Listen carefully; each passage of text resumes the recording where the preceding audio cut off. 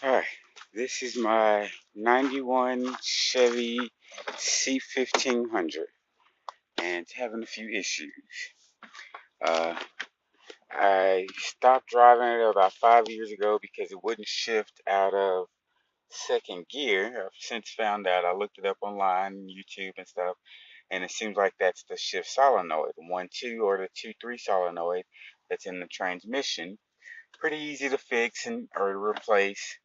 But before I got a chance to do that, decided that it didn't want to start.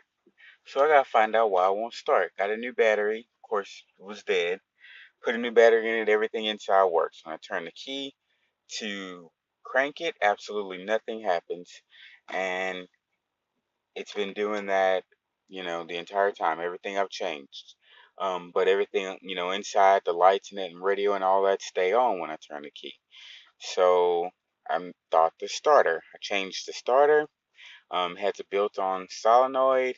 The one I took off is the same way. I'll post, that video later.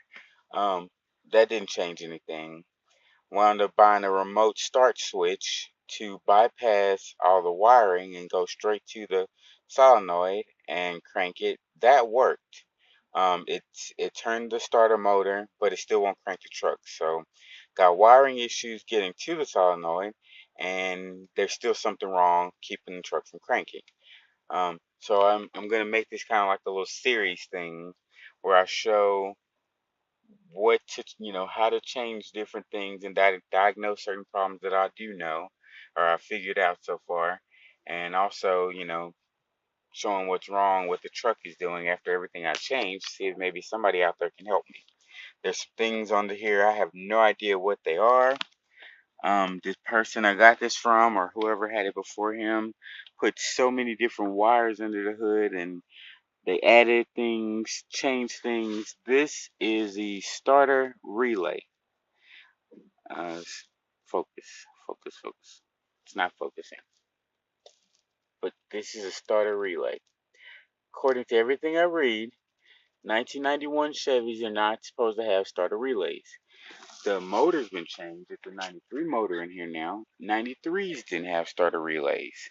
So this was put on here, and so far I'm not gonna say that's the problem, but I checked the voltage here, which is a cable coming from a wire coming from the ignition switch. There's voltage here, but that's it. Voltage on the switch, voltage once it gets to this terminal, but that's it. This orange one here is going to whatever the hell this box is, and it has, when I take it out of here, it has its own voltage. It's very low, and I plug it on here. I can test it and get that.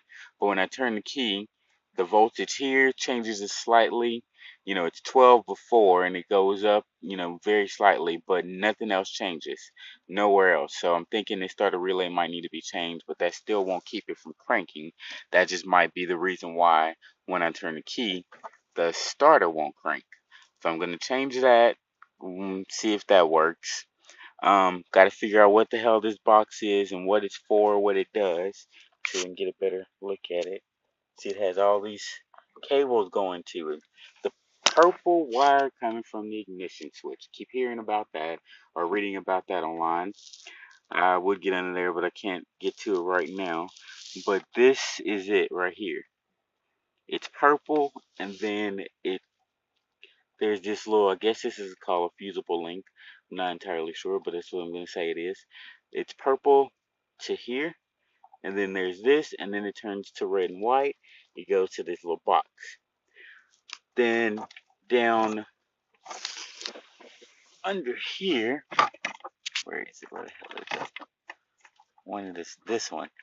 This little thing, bundle of wires here has a purple wire going into it, and it's white here coming from that box.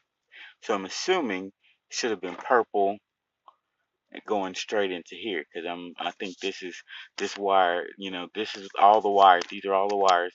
It goes somewhere back in there that I can't really see or get to without like getting way down in there, and I still can't see or reach everything. But I believe that's where it's going. It leaves here, goes down back there somewhere. At some point it connects to the fuse panel. I've checked all the fuses are fine. And then it goes to, it's supposed to go from the ignition switch to the neutral safety switch and then the starter. But I haven't seen where any of these wires are doing that. Maybe, somewhere in this bundle goes back there, connects to it somehow, and then comes back in there. But I haven't been able to find, trace it because of this mess of wires in here. But I've been checking voltage all day, checking it everywhere. Seems there's voltage everywhere under here, except for, the little issue here, because from what I understand, there's supposed to be voltage coming into the starter relay and also leaving the starter relay once you turn the key. Well, nothing was leaving, so that's why I think this is messed up. But there's also something else wrong. So anyway, maybe if somebody can tell me what the hell that box is with all the wires going into it, and my next video, I'll either show how I change the starter, which is really easy. It's a big pain in the ass because it's heavy, connected by 2 bolts, and you gotta hold it when you're trying to screw those damn bolts in. And you gotta hold it when you're unscrewing them too. Otherwise, it'll just fall right the hell down. And it's sitting on top. There's the what do they call it? I think it's the air hose, vacuum hose, or something like that down there. You'll see that kind of holds it from just falling down, but I don't want to trust that. Plus, you don't want to break those. But you'll see when I post a video of me changing the starter. But that's pretty easy. And I'll also show how to add a remote start switch if you need to. Just it can be handy for many things, not necessarily just problems like this, but if you're trying to fix on something and you're working by yourself, it allows you to be able to crank the engine without having to be inside to use the key. So anyway, 91 C15 with a 93 motor and some parts that came after that, because not even 93s had a starter switch. Starter relay.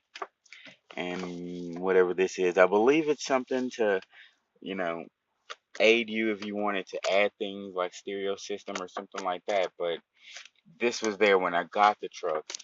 I added a stereo system myself and didn't have to do that. So I don't know why that's there, because everything else in here is old as hell. I like it. I love this truck, but everything else is old, so you don't necessarily need this. So, changing the battery is easy, but I'll probably show how to change the battery too, but that's easy. Okay.